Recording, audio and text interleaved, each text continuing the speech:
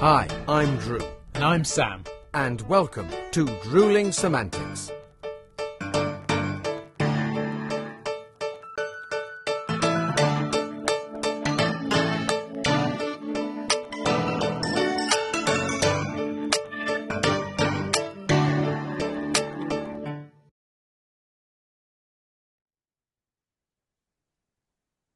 You're there. Brilliant, mate. It is time to get going. I cannot tell you how excited I am. It's season 12. It's episode 2. It's our first guest. It is today our first guest. We're ready to go.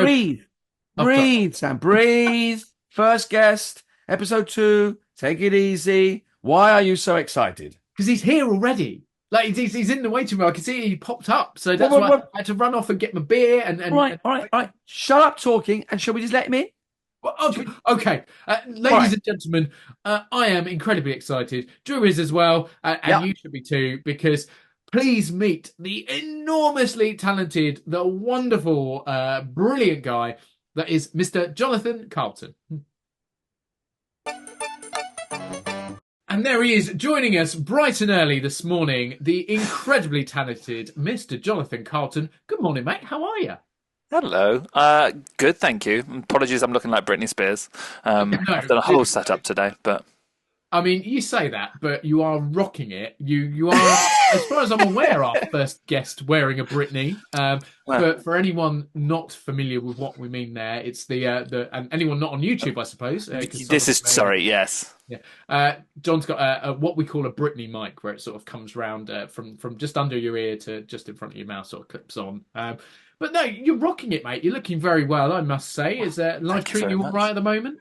Yeah, it's treating me really well. I just came back from holiday. I was in the Lake District last week, which was lovely. Yeah, gorgeous. Lovely. Ate lots of food, did lots of walking. What else could you want? What more can you want? Brilliant stuff. Drew meet Jonathan. Jonathan meet Drew. Obviously, you guys haven't managed to meet in person yet. Jonathan and I know through mutual friends and through being in the industry. And recently, I saw you while I was on tour. Yada yada. Connection goes back a while, but obviously, you two have not met. So here is a formal introduction, and obviously. I say formal. It's very informal. We're sat here having a drink as per usual. But equally to all our lovely listeners and viewers, they have not yet met you. And I suppose then we should get you to do a bit of an intro, Jonathan. So for those that haven't had the absolute pleasure of meeting you and knowing you, tell them all a little bit about who you are and what you do, please. Hello, I'm Jonathan Carlton.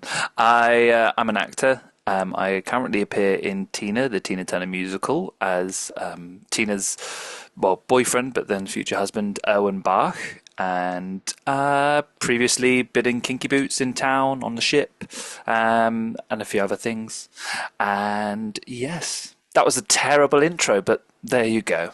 It told us what you do and who you are. Yeah, I was about to say. Yeah. What more can you say? And also, I mean, recently been on holiday in the Lake District. I mean, the things just couldn't get better, Jonathan. I mean, it's a rounded introduction. Who you are, what you're doing.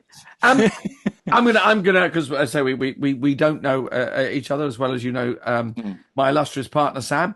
How did you get to where you are? I mean, obviously you are. Forefront rock face of our industry. I mean, we all, we love the West End, we love the National, RSA, etc., and you're sort of out there, front and centre. With every night, I was talking to someone the other day, and so we're talking about working in the West End, and she's just finished a couple of shows, and she was saying it suddenly struck her that there's quite an expectation upon performers in the West End, because it is our industry's shop window, if you like. It's the best of the best, and you are working with and are the best of the best. Do you sometimes feel that expectation, or do you now? I don't think any performer ever gets blasé about working, but do you recognise that pressure and that honour?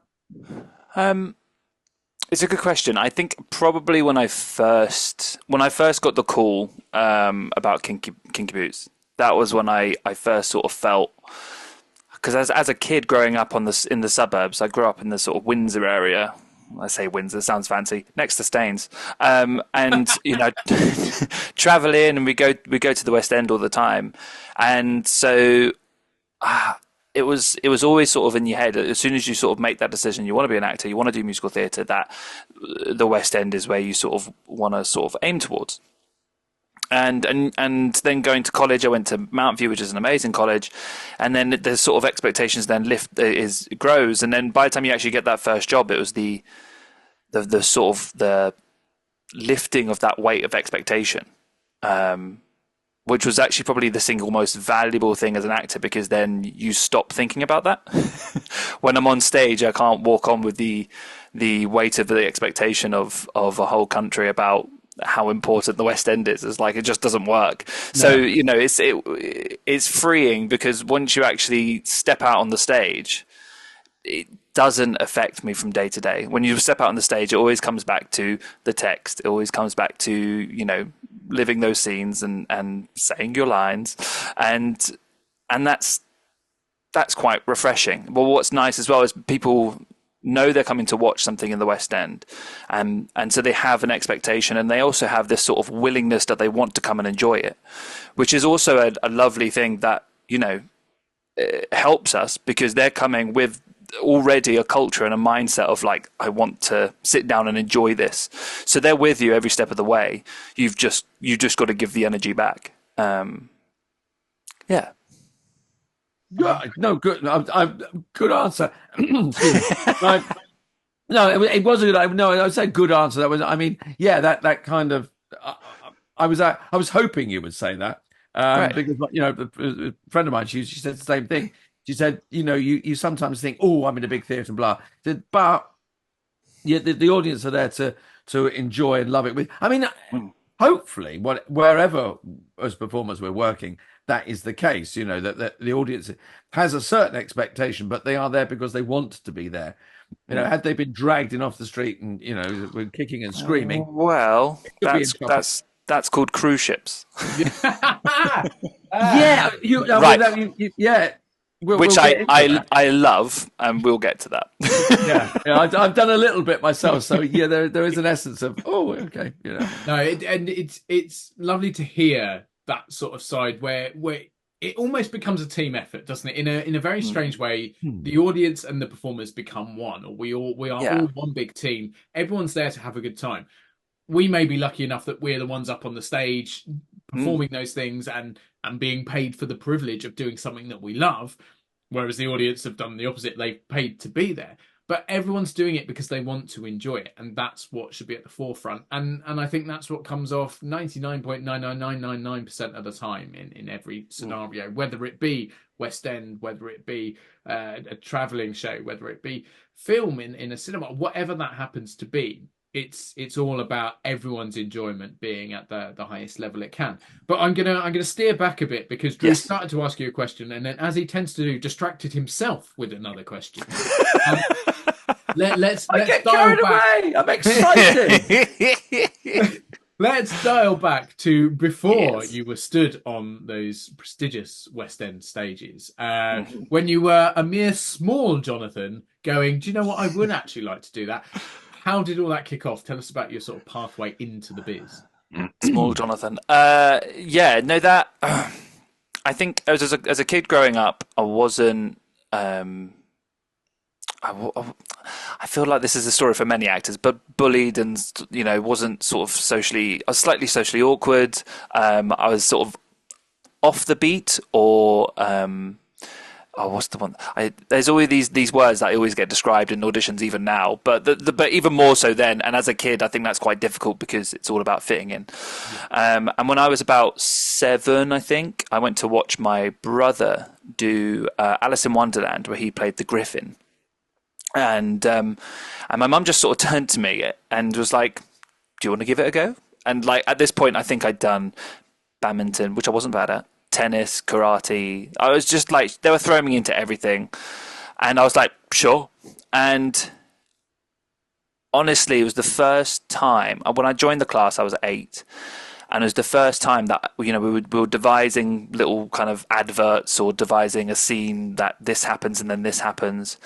And it was the first time that I started doing stuff, and I felt people sort of magnetized towards me. Like I felt at home, really, and felt very much sort of like I had something different to offer, which in every other single thing I did, it felt like I was catching up, or it felt like I wasn't, at the top of it, and then not that that's important, but it just instantly, I felt like I had friends. I instantly felt like I had a community, and I just attached myself to that straight away. So that's how I started.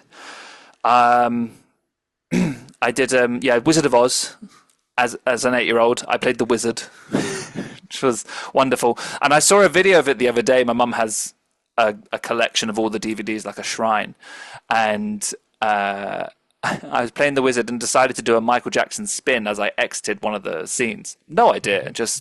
I think someone said I looked like Michael Jackson, so I was like, great, and did a Michael Jackson spin. Anyway, so I did that, for a couple of years, and I started singing. And then I think it's that thing of, if you're a boy and you can sing and you do theatre at a young age, every group is like, come join our group. Because at that point there just wasn't many boys. I think it's different now, but I felt like there was just not many boys who were acting, and there was certainly not many who could sing. So then I started doing lots of different groups. Through the different groups, I ended up meeting some great people, and I ended up Joe Gruffalo started a group called Voice in a Million. So when I was 14, I auditioned for that, and what they effectively did was they were raising awareness of adoption and fostering, and they were doing a concert at the O2 Arena. And the idea was that you'd have a choir of 4,000, and then you'd have about 100 of us on stage. And the 100 on stage would sing the solos and do all of that. So I got involved in that at about 14, and then went to about 18. But through that, I performed at the O2 Arena, Wembley Arena, Liverpool, Birmingham, from a young age, and I was singing a lot. And I feel like the door sort of started to open for me to maybe do more of that. And it was always that sort of feeling in the back of my head that was never exactly why I got into it. It was always the acting. It was always that part of it that I fell in love with. So I said thank you for the opportunity. I moved on, and I was doing some NYMT, National Youth Music Theatre, from about 16, 17. So it overlapped slightly. And I started doing that. And I think at this point as well, I wasn't wanting to be an actor. That came quite late. I was about 17 when I decided to make the switch, and it was after I did 2 years of NYMT, and I started to meet industry professionals, directors and musical directors who were working full time, who sort of turned around and said, yeah, you could give this a go, like, go for it.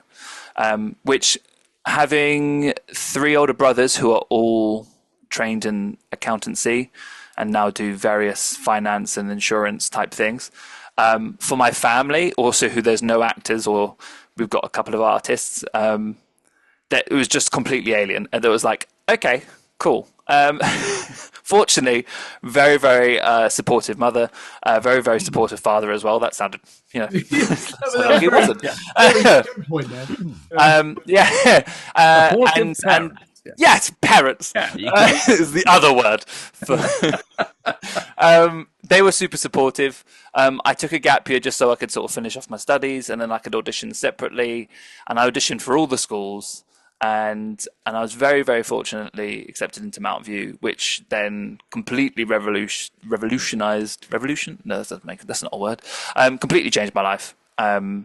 They gave me a wonderful foundation in terms of my training, in terms of being able to meet people. Because I think that was the other thing. I was going into an industry I didn't know anyone in.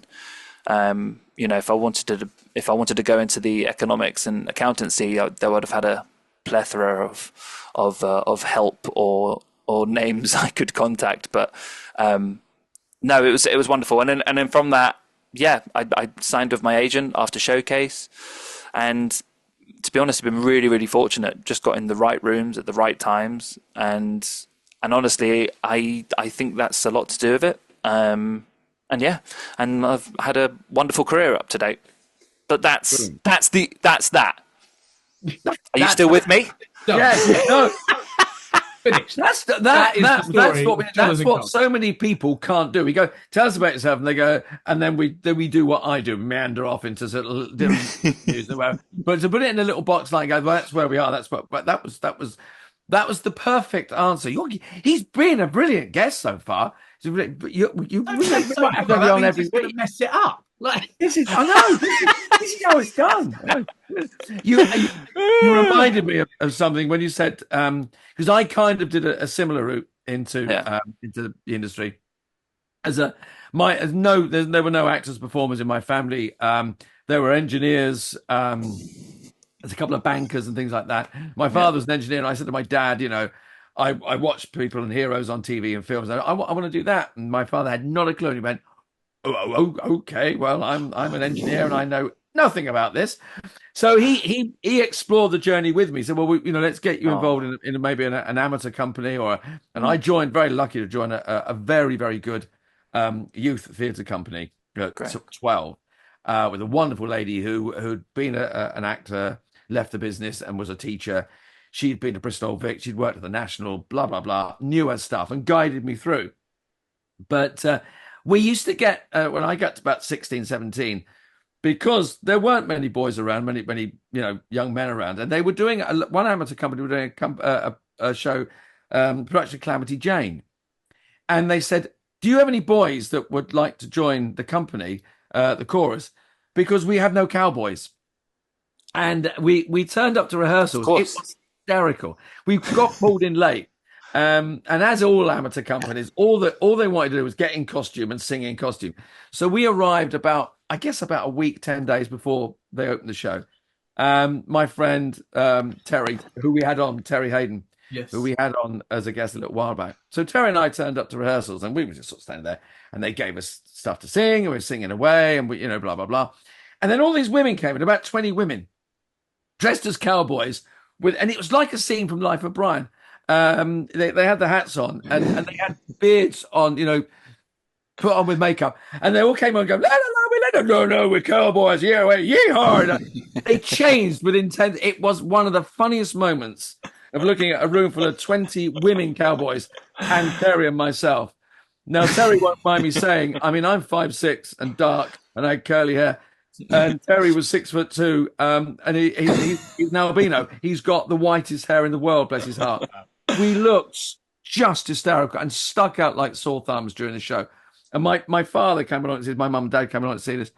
And my dad just laughed throughout the entire thing every time we walked on. But that's what happened. In Luton at that time, lack of men. So we did the same thing. But I had a similar journey.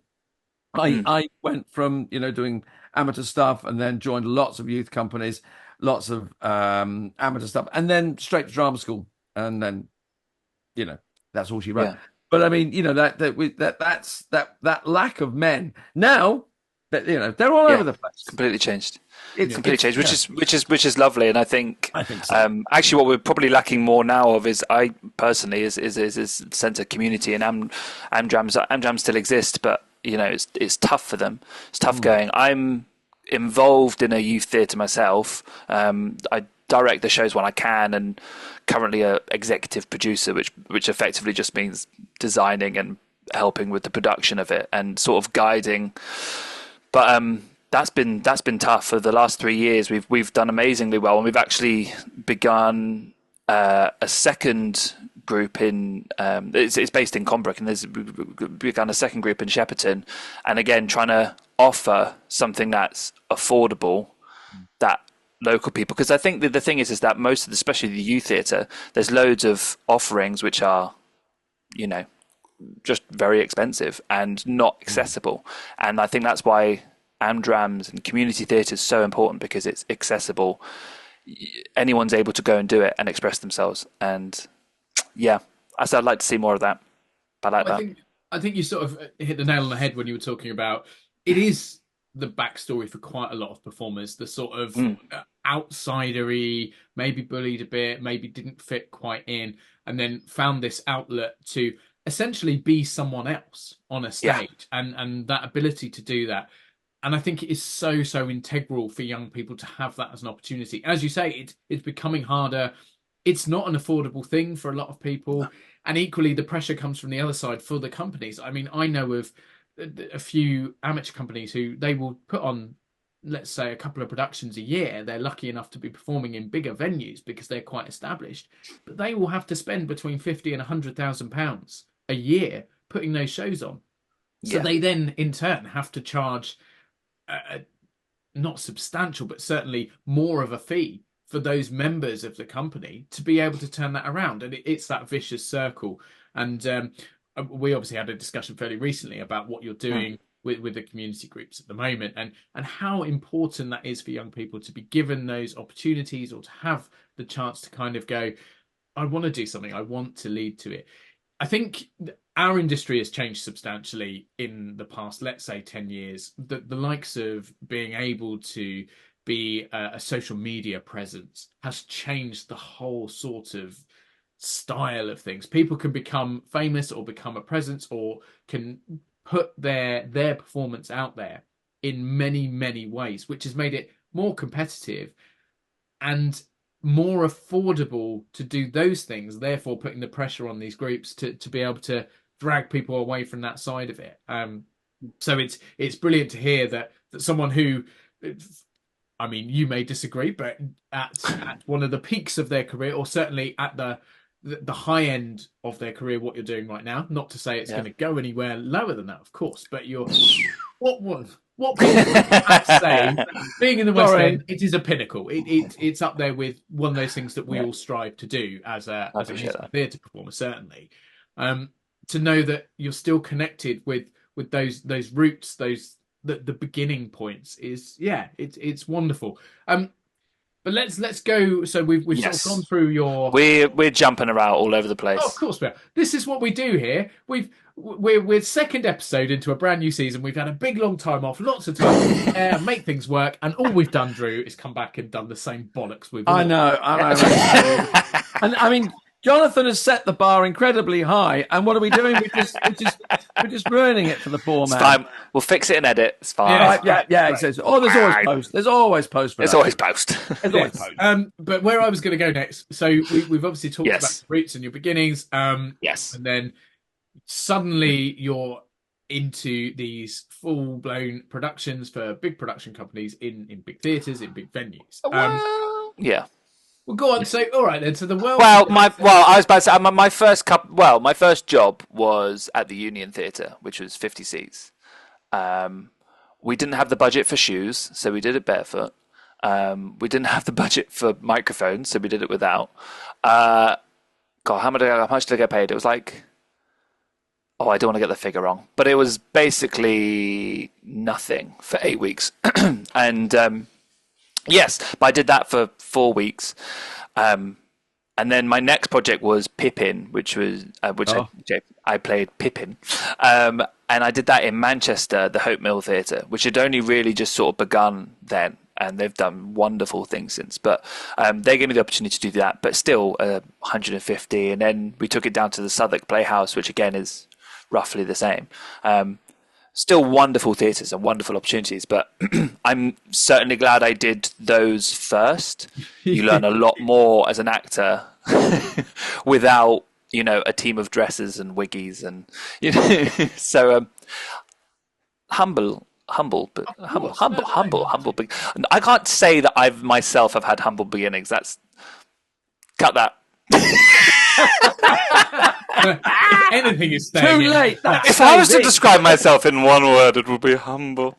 Yeah, there's an irony to that somewhere, isn't it? But yeah, so you went through some perhaps smaller, but still big roles within smaller productions, the venues, and then all of a sudden you end up doing these things that are at the forefront of theatre. So these big shows. So. And let's talk about Kinky, because Kinky has become this massive thing. Obviously, successful film. It's 3 national tours now, 4 national tours. I can't remember how many. Possibly. I think 2. I thought there were. Oh, maybe I'm thinking of something. There's a new one just started. Yes. So yes, absolutely. And then residency in the West End, and equally you did it on a ship. And there must be some incredible stories behind that, because it's another story of of people who are perhaps not seen in the same way, and I was going to say minorities. That's not the way to you, but something that perhaps, again, something that people can be judged upon, and it's another heartfelt, beautiful. It's almost typical musical theatre, isn't it? It's an underdog story about happiness and about beating the odds, but wrapped up in this sparkly, wonderful production. I mean, for example, talk to us about thigh-high red sparkly boots. I mean, that has got to be like a moment in your career where you go, how did I get here? Yeah, I certainly wasn't expecting it. They're really, I mean, I'm not going to say easy to walk in, but they're really not as hard to walk in as you think. These Right. things are custom made. They take about 16 measurements off your leg. They trace your foot. These things fit like a glove, and because they're all the way up, they're actually very comfy. Not to do for a long time, but they're fairly comfy. Yes, Kinky Boots. I love that show so much. It was one of those shows that wins over everyone in the family, and I think it is one of those shows, and I think it is daunting to a lot of people because when you go to watch it, if drag is not your thing, it's not even necessarily my thing. But if like going to see a drag show is not your thing, you might go, well, I don't want to see that. Like it's not about that necessarily. There's so much more to it, and there's so many different characters for so many different types of people, and it sensitively makes its way through in terms of, as I said, winning people over, and it's always fun. Cindy, when this is a name drop, Cyndi Lauper came to rehearsals and was talking about this in terms of her pride in the production. She says whenever she sits there and she likes to watch the audience, because she'll watch people in the audience and she'll, there's people who've walked in who've seen it 10 times and they're like really excited. And then you sort of get the people after the first number, they're like, oh, I like this. Or, the first time they see Lola. And then she says, you'll see the one like, uncle or all grumpy face and folding arms. And then something comes along, or one of the scenes with Don, who was sort of the big burly bloke, or, something will come along and it just switches. And she says by the second half, you can just see them sort of lighting up. And then by the end, she's won them all over. And it's satisfying. It's a satisfying feeling.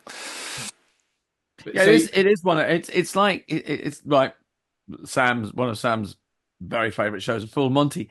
It's not about stripping. It's about something more than that.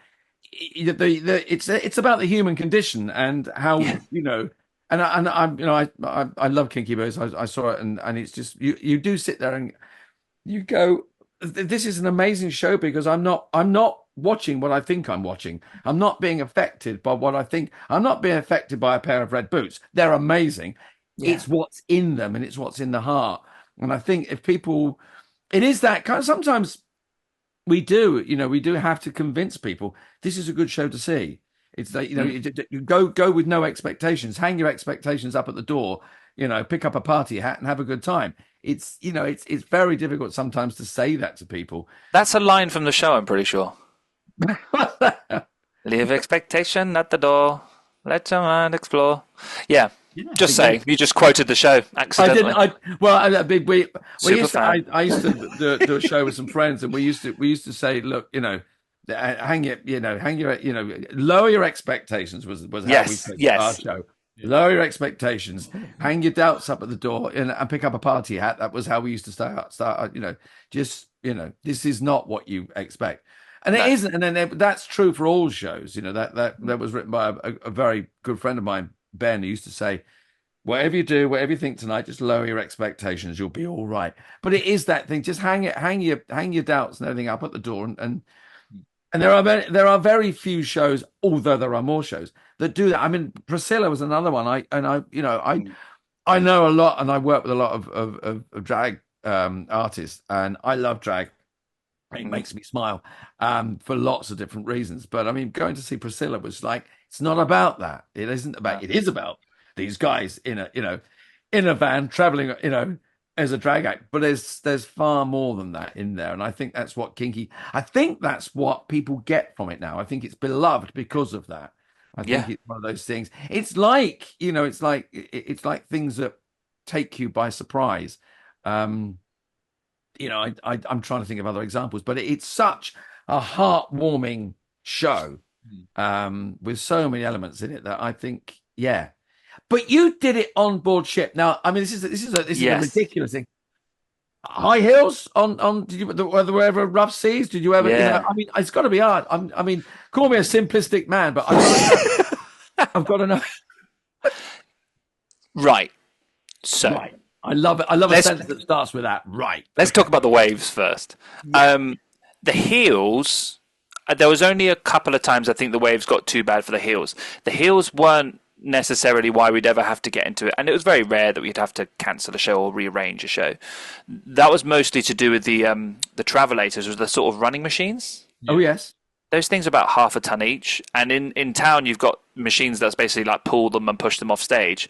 On the ship, we had people, and so if you're thinking if the ship's doing this and you're pushing four of them collected together, so that's the only ever reason we really ever, and plus as well, we had this big wonderful truck that split in half, and it's basically the whole set. That moving that around in the sea, there was definitely a couple of times where I was doing a scene and I'm on the phone and I'm meant to be here and the light is here and I'm having to go, yes. So those were the waves. It was.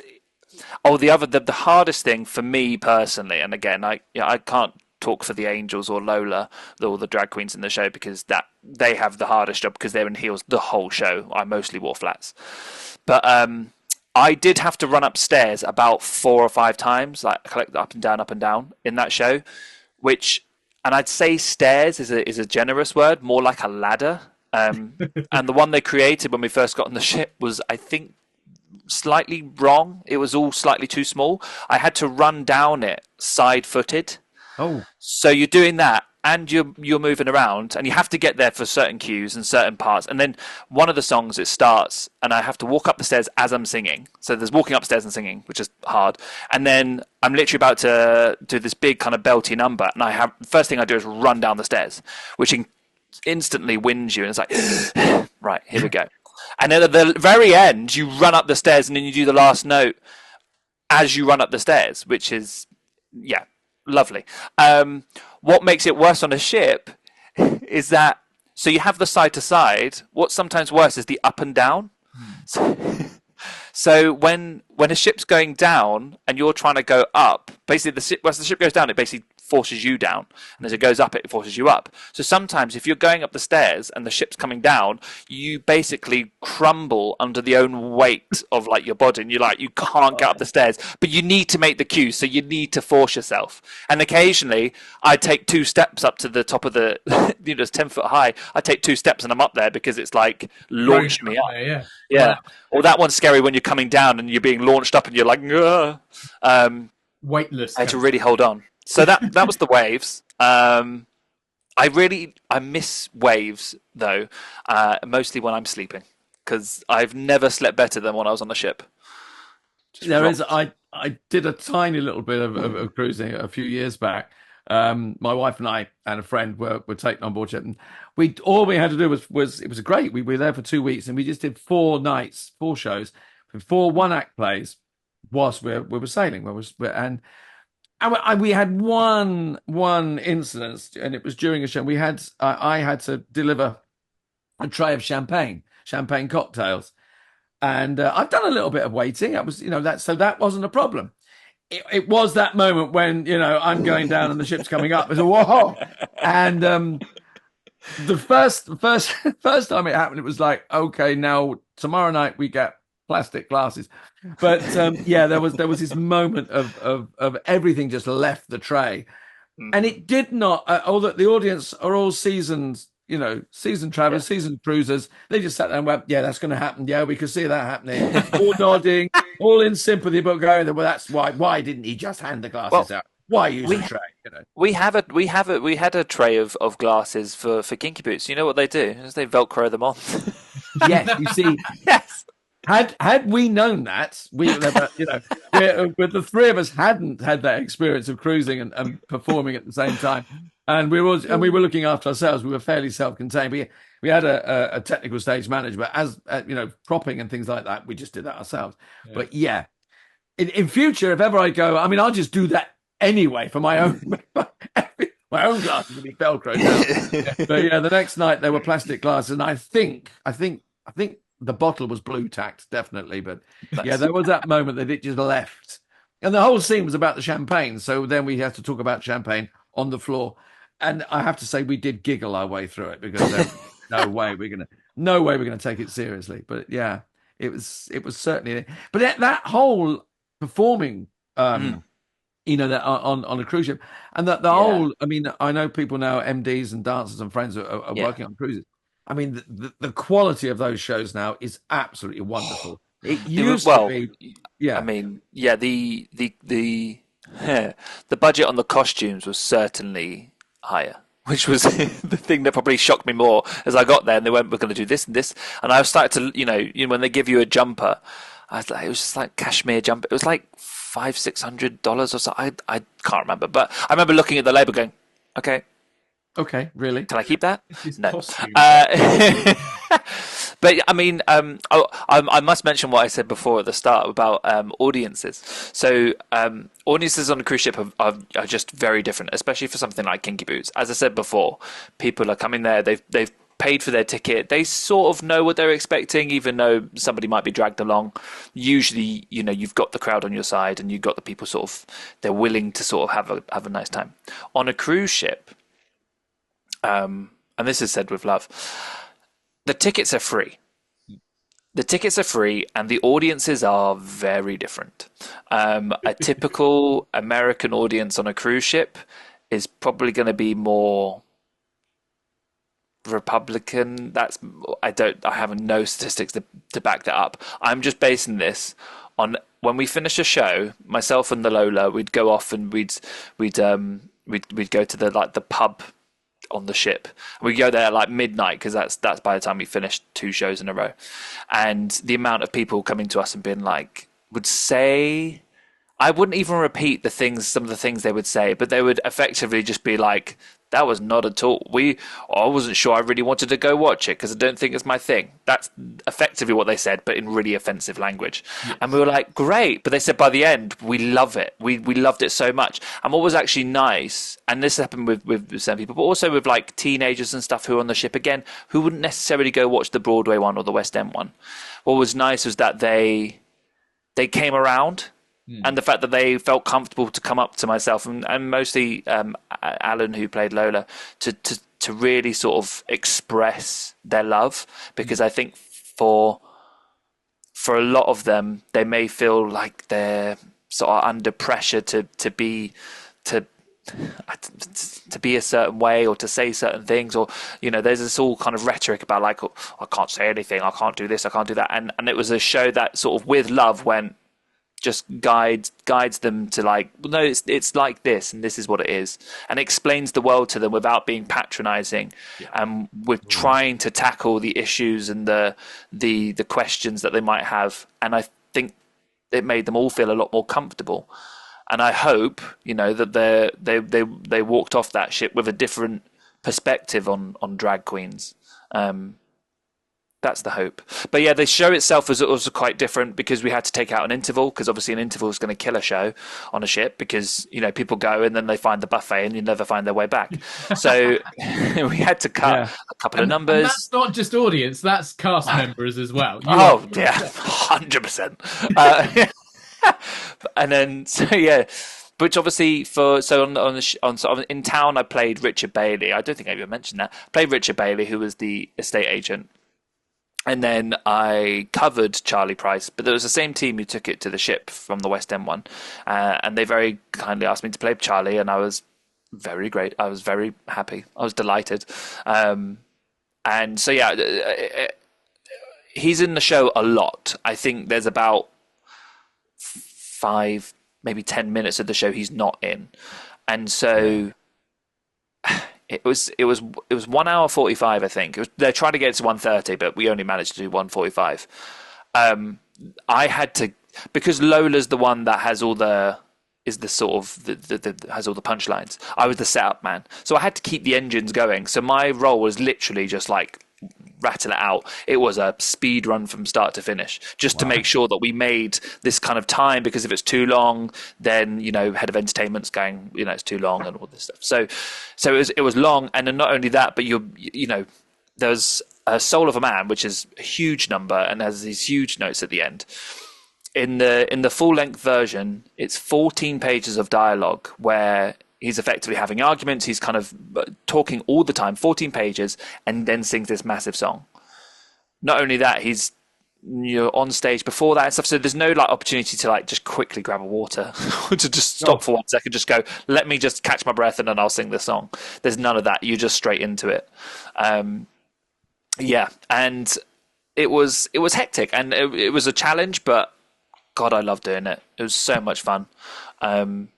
Yeah, there was also a couple of adjustments to make on a ship of the air conditioning. As Brits, none of us really used to air conditioning, but it is dry. And we finished one of the big sort of Act 1 finisher, but of course there's no Act 1 or Act 2, it's just one act. So I'd have to jump off and kind of quickly go get changed. So it ends, and this is when we're doing all the travelator stuff, we're doing flips, we're doing all this stuff on the running machines. And I started to get, it was at the end, I'm standing in the middle with the boot in the air, and all of a sudden I sort of feel something run down my face, and I was like, I've got a cold. I run off stage to get changed, and I do that, and I go, I'm bleeding. Not only that, but my Lola was not a fan of blood, and had previously told me I will faint at the sight of blood. So I went, great, cool. So I run off to the ASM, but at this point we're like the third or fourth show in, so we've never done like a showstopper or anything like that. And I run to Sizer, like, stop the show, and she's like, let me get you a towel, and she runs away, and I'm like, well, that's not what. Okay. And she comes back with the towel. I'm like, great, okay. Can you stop the show? Because I coat on, back I go, and that's what I had to do. And at this point, I can hear my Lola walking on. I should already be on stage, and I'm like, she's not stopping the show, because I think there's lots of things going on in her head. We've never done this before. She's only just learnt the show. She's still learning the show, and I'm going, we need to. Okay, so then I walk on stage. I was going to bother my microphone. Had to do the scene like this. I went, where do you think you're going with those? And finished off the scene like that. So there was definitely some fun moments that I think happened on the ship that I don't think would happen anywhere else. Amazing. But I want to make it clear, I have so much love. I went back as well. I've also had the Kinky Boots curse of closing it 3 times. I was in the last cast in London. We closed it the first time on the ship due to unwelcome guests. Is that? Yeah. Well See, I've been listening to your podcast. And then the last time, unfortunately, they had to pull the show because of something. So unfortunately that was my situation, but I loved going back, and it was not something I'd ever thought I'd do, because I think I don't know if you guys have the same thing, but I feel like there's a slight snobbery around cruise ships and people taking cruise ship contracts, and I think it's slightly shifting now. But as I said, my Lola, who's now a dear friend, just finished a stint on Broadway as the Wiz in The Wiz. Was Lola on Broadway, has been in 5 or 6 different Broadway productions, and then I had another Lola come on who was also a Lola on Broadway. We had incredible actors on the ship, and it was exactly everything I wanted it to be. Jerry Mitchell came on, who was the director. He came on for a week to tech it and to make tweaks, and so that to get a chance to work with him. I did a bit in London, but this was really sort of 1-to-1. Was incredible. My fiance does a lot of ships. She does the kind of review type stuff, and did 12 different shows. Most incredible sort of memories she's got. But it's a wonderful opportunity to travel the world, perform, and make good money. So yeah, I just wanted to make that clear, because I sometimes get nervous myself talking about ships, because with fellow actors I go, when I was on a ship for a bit, it's so daft. Mad though, isn't it? you're almost trained to kind of look down is a very strong phrasing on it, but Yeah. there is that you sort of get it little bits with about like regional touring or like these Yes. slightly. It's almost like to an outside eye, you've got the West End, you've got Hollywood, and Yeah. that's acting. And if it's not Yeah. those, it's not the right level. Which is so incredibly wrong. And I would say some of the production values on ship shows are higher than some of the Yeah. talk. Like, and Yeah. as you say about the finances behind it, but yeah, no. So certainly no kind of negativity thrown at that whatsoever. No. Unbelievable to be able to do it. And then to go from that, doing 3 iterations of Kinky Boots, so to speak, Yeah. then to where you are now, which is Yes. quite different. Yeah. I mean, still, Yeah. you're still in the West End, you're still in a leading Yeah. male role, but not quite so much of the red sparkly for you in this one, just to make it clear. But talk about Tina, because what a show. Yeah. Yeah, Tina's fantastic. Also, Tina, the role Tina, we're very fortunate to have 2 Tinas. This is my second year now on the show, and we always have 2 Tinas who basically, effectively, on average, split the week evenly because it's such a difficult show. It's both halves are about 1:10, 1:15, and they are belting and screaming like Tina Turner. I no idea how they do it. No idea, because they are on stage 99% of the time. It's the most incredible thing. It came at a time, I think, in my career as well, as that I had come off the ship. Second half of that contract got cancelled, and so that was a bit of a hit, I think, financially and emotionally, and just sort of like, okay, what's next? And then it was one of those things of the next few auditions that came in, I felt like I was doing, because I just finished Panto as well, but I felt like I was doing the best auditions I was ever doing in my life. Like I was getting the material, and I was just doing really, really good stuff in my head, and I was not getting any recalls. I was like, well, I'd maybe get 1 recall, but I wouldn't really make it to the end.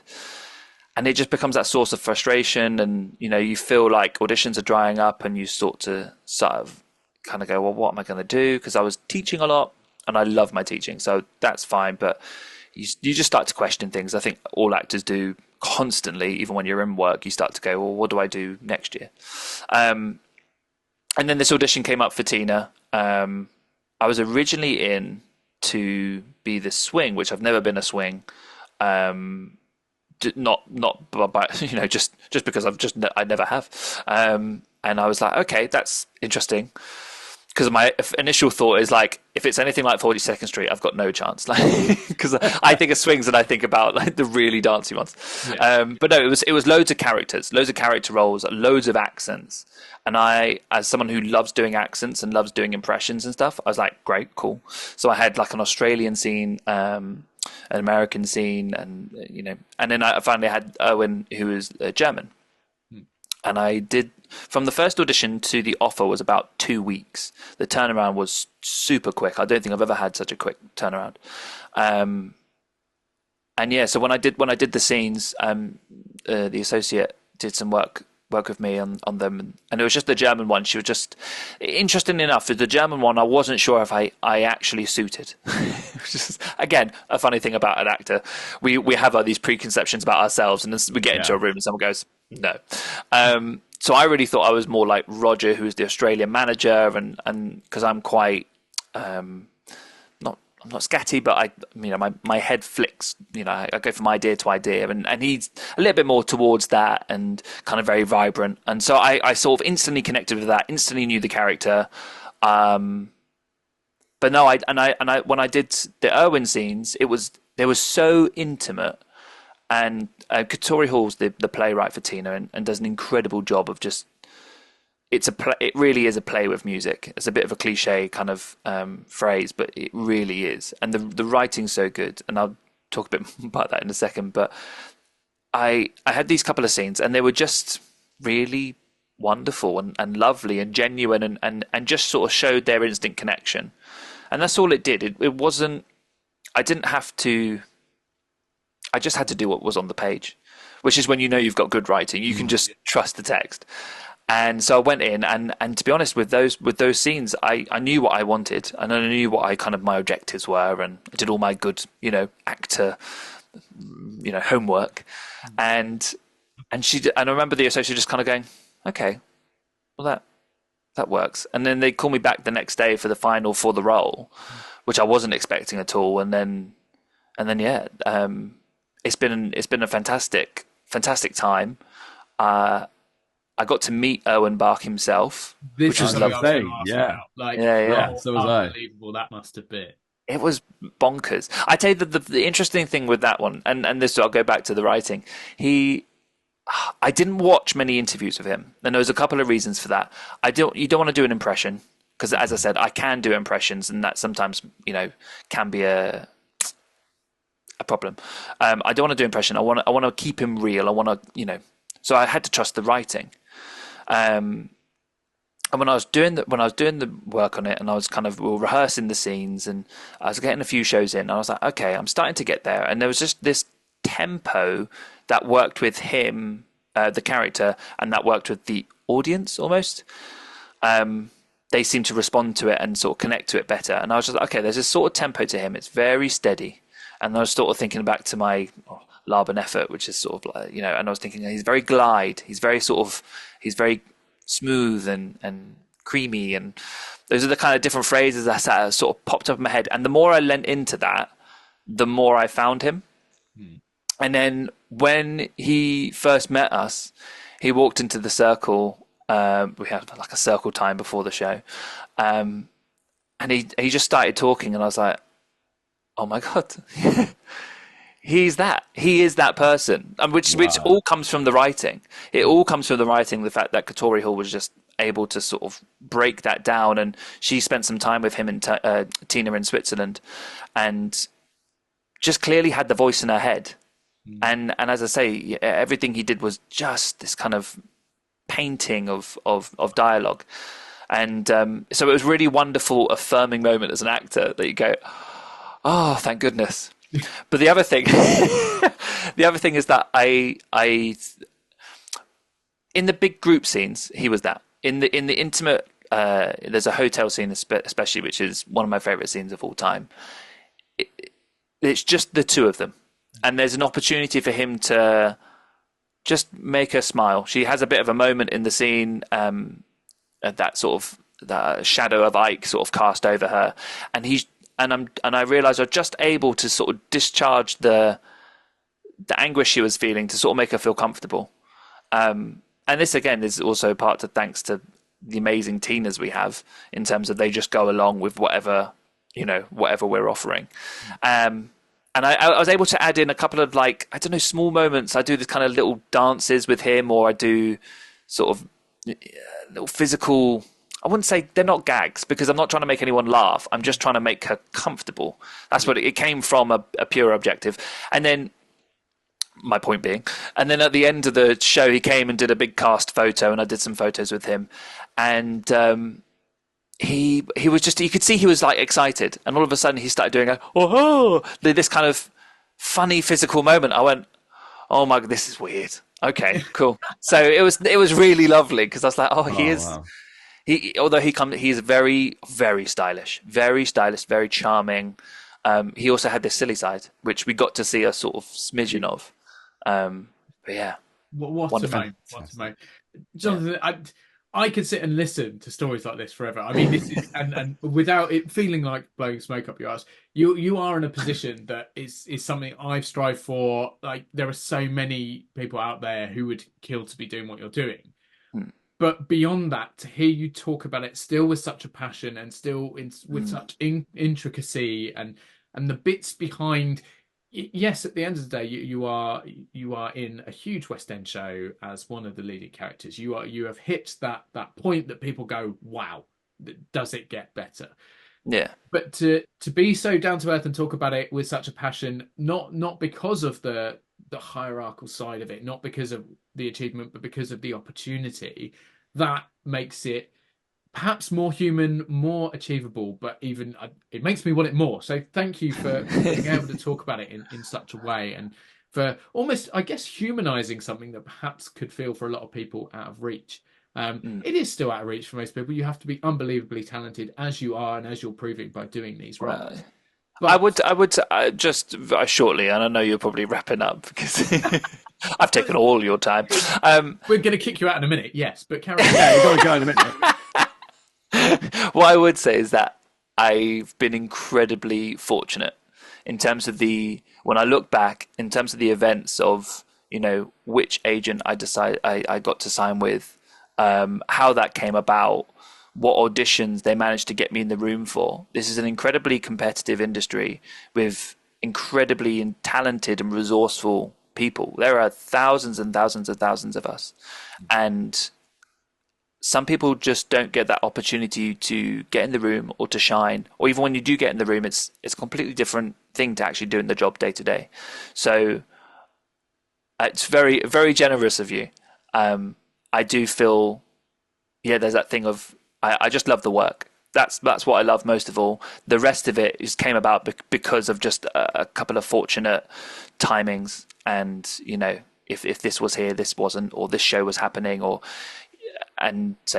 I just want to put that out there because it's like it's achievable and attainable, and that there's multiple things that come into play, and a big slice of that is fortune. You make your own fortune, but you have to have things line up that are out of your control. And that, when you were saying earlier about I am humble, is how you do it without saying I am humble. I'm really humble. What a way to end. Just beautiful sentiment. So heartfelt, but so real. And genuinely, it's been an absolute pleasure. Absolute pleasure. No, pleasure's all mine. Thank you, boys. Let's arrange to have you back on sometime in a couple of seasons' time when you can couple of seasons. Yeah. Well, we got to leave you time to close a few more shows, mate. Wow. No. We've got to leave. I want you to go on and come and talk about another show. Get something else that we can talk about. But no, it has been wonderful. Thank you, Jonathan. Yeah, and we will get you back on. Please, anytime. And come watch Tina. I'll sort you some tickets. Come on. Oh, that'd be fun. Yeah. Not everyone, just me and Drew. Yeah. Anyone else listening, you pay. No, everyone. Everyone. Everyone. And now we know why Tina's about to close, because Jonathan's been waiting. It's not. I'm just reiterating it's not. It's just announced an extension. Yes. No, they're doing very well. Yeah. It is. People love Tina. They do. And we can see why. If all the cast are as brilliant and humble as you, there is no. They are actually more so. Jonathan, I'll get them next time. Forget you. Forget them. It's been wonderful. Thank you so much. Take care. Enjoy your week. And we'll come along and see you in Tina very, very soon. Thank you, mate, so much. Thank you very much. Thank you. Take care. See you later. Bye. That was just fantastic. I mean, as you said there, showing every side of a performer, not only the brilliance of it and the talent from Jonathan, but also he's humble, he's knowledgeable, and he loves his work. And that as our first guest for season 12, wow, fantastic. I almost feel sorry for any guests that are coming after him, because what a standard he has set. But no, I mean, we're incredibly lucky. We know a few of the others coming on, and we are the standard will stay just as high throughout this season. But no, a brilliant performer, genuinely enormously talented. But despite the silliness of stuff, very, very humble. Very quick to say, I've been lucky. I was in the right place at the right time. Things fell in the right order or whatever. But has worked so hard to get where he is. And is still so very much in touch with his roots and back to where it all started, and passing that on to the up and coming, to the new vein. Brilliant guy. Seriously lovely. I haven't been lucky enough to see Tina in the West End yet, but I'm definitely going to. Not just because he said he'll get us tickets, of course, but night out. Yes, night out.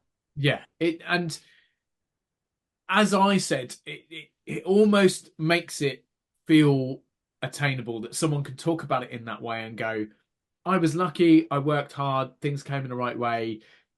There is nothing to say that anyone can't do it. Obviously, you need that bit of talent and absolutely ability. Yeah. But but you just keep going for it, and you do all these bits, and it all builds up, and then something will happen. And that's, I guess that's what we try and put across in general, isn't it? In our industry. Yeah. I mean, we've both had very busy summers. We're both working. It is. I mean, one does make one's own luck. It's where you drive your talent and your abilities. But it is, anybody in the business who's listening to this now will be going, yeah. But it is important for other people to, for people who go and give us the honor of coming and watch us work. It's thanks very much. We do work hard, but there is a little bit of luck there as well. But we love doing what we're doing. So thank you very much. So all of you out there listening and watching, thank you so much for joining us as always. Please, if you haven't already, go and see Tina in the West End with the fabulously talented Jonathan Carlton. And if you have seen it, you'll know how good he is, so go and see it again. But for now, that is us. We'll be back next week with a bit more chat. Not quite such an exciting guest, because there isn't a guest next week. It's just us. But hey, sometimes that's almost as exciting. Mate, it's all I need is you here, sitting here having a natter with me. There you go. I'm happy with that. Wow. That's the way to finish. Cheers, mate. Thank you, everyone, for tuning in. Cheers, mate. Bye, everyone.